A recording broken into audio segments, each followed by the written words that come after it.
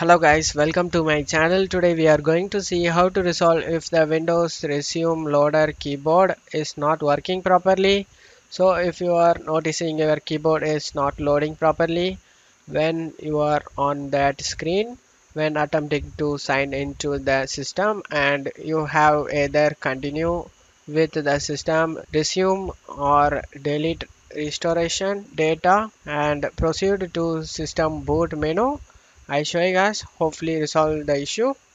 First, actually I recommend doing would be, if you have an external keyboard, try plugging into a different USB port, and also try power off the PC. Press the power button for about 20 seconds, and hopefully this will help you guys.